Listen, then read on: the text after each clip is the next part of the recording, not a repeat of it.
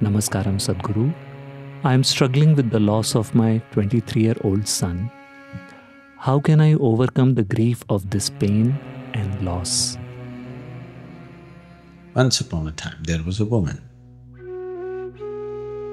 She has a family of a husband and 3 young boys. One day, her husband died. She became very grief-stricken. Naturally, when one person who is dear to you dies, the remaining few that are left for you, you tend to cling to them harder than before. So she hung on to the 3 children as her life. And the eldest boy died after a year. She became even more desperate and clung on to the 2 little boys who were left. And a year later, the second one died. Now the one and only one left. She clung on to him like dear life. And today, this boy died. She just couldn't bear it anymore. She lost her mind completely with grief, unable to bear it. She took the little boy's body in her hands and went to Gautame Bude. So she said, "You and all your spirituality, all this whatever you're talking about doesn't mean anything unless you can bring this boy to life. My husband died, I somehow bore that. My first boy died, I still held myself. Second one died, I still held myself. The only one that I have, this is also gone. If you are real, you must prove now by bringing this boy to life." Gautama looked at the woman. He knew she's in such an inflamed state of emotion. Now whatever you say will not get across. Gautama said, "Let us do it."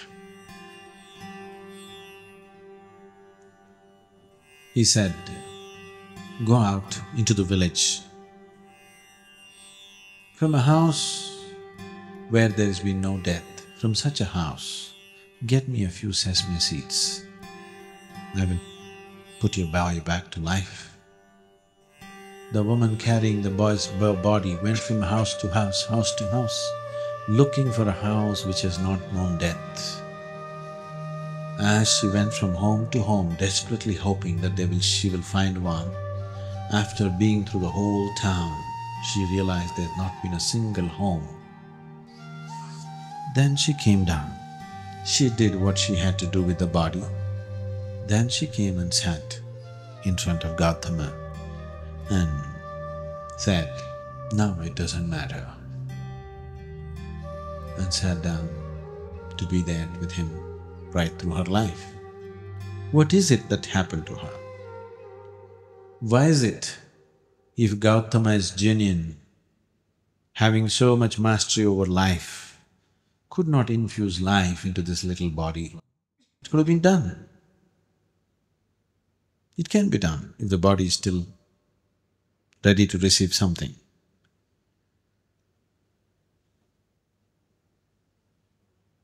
There are too many stories from the West about raising the dead.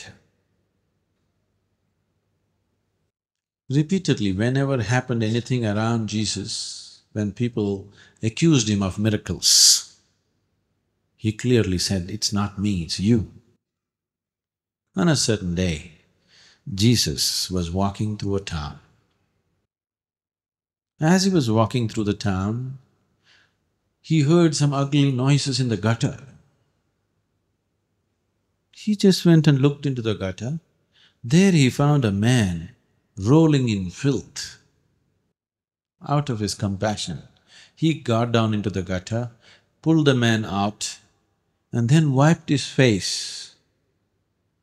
Then he saw, he said, "Hey you, what are you doing in the gutter? You had leprosy and I healed you. with my miraculous powers. And now what are you doing in the gutter? The man was totally drunk and has fallen in the gutter and rolling in filth. That man said, yes, you healed me of leprosy, so I'm now trying to have a good time. Jesus thought this guy was better off with leprosy. This filth that he has gotten into now is worse than the disease that he had. At least he had humility, now he's lost that also. With regret, he walked on. When he came to the market square, there he found a man is harassing and tormenting a prostitute who is well beyond her years. He went and stopped this nuisance and he looked at him and said, hey you are blind and I gave you vision, what are you doing? That man said, yes, I was blind, you gave me vision, now I'm trying to enjoy the beauty of the world.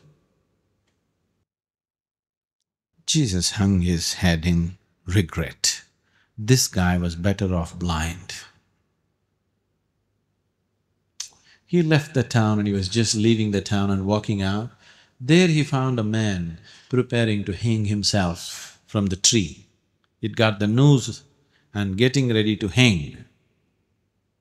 Out of his compassion, he again ran towards the man. That man looked at Jesus running towards him and said, not you, not once again. You know who he is? That was Lazarus. So whatever you think is a miracle, whatever you think is a miracle is coming from a certain state of misunderstanding of life. One day a rich man invited a yogi to his house. In India, when somebody builds a new house, they usually invite a sage or a saint to bless their house.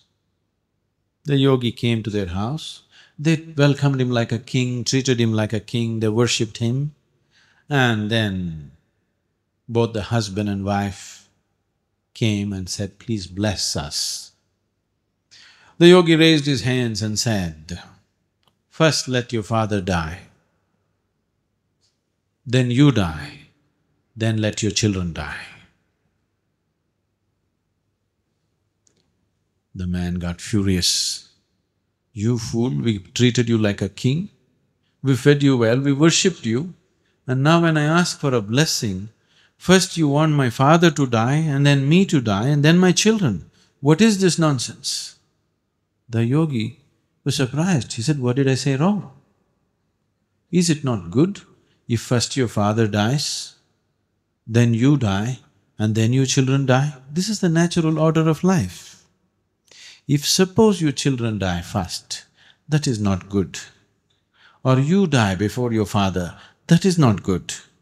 If your father dies first, then you die and then your children die, it's good, everything is going good, isn't it? Yes?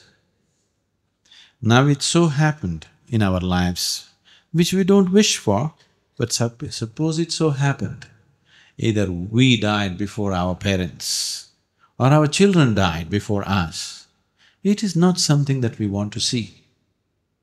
It is not something that anybody wants to see. But if such a thing did happen,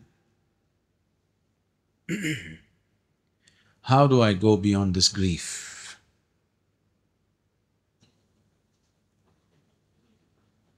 See, when we talk about going beyond something, it is not about forgetting about it. You cannot forget your child. You cannot tell yourself, it's all okay. What is that? It's all right, it's not all natural. You cannot. It is true, something that's very precious to you, something that means a lot to you is gone. But the fact of life is such, that which slips beyond the realm of what you call as life right now, once it crosses the boundary, it is not yours anymore. This is the fact of life. It makes logical sense to me, but still my grief is not gone. That is a reality. It is not with any insensitivity that I am saying this. but it's time to accept it the way it is. It is time to look back and cherish what has been. And it is time to accept it and look at what you can do with the life that is here. Right now, your son, your daughter, your grandson, somebody who was very dear to you, passed away untimely. Instead of sitting and making yourself into a wreck, there are so many other sons and daughters and grandsons who have nobody to care for. There's enough opportunity for you to express this love and care in a million different ways.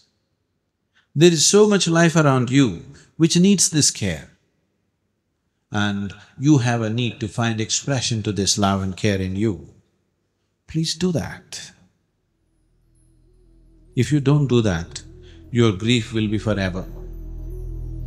It'll remain bottled and torture you for all your life.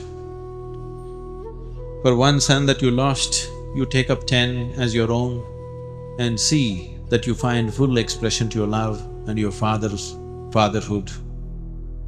You will find that it will become… your son would become a foundation to make your life much more beautiful than it would be with just one son. You could make it like that. You have to take that step, otherwise you will simply go on with something that you cannot change. What is happening within us, it doesn't matter for what reason it is happening, still it is being created by us. If we are willing, we can change that too. And as long as you're alive, it is important that you see how to contribute to the living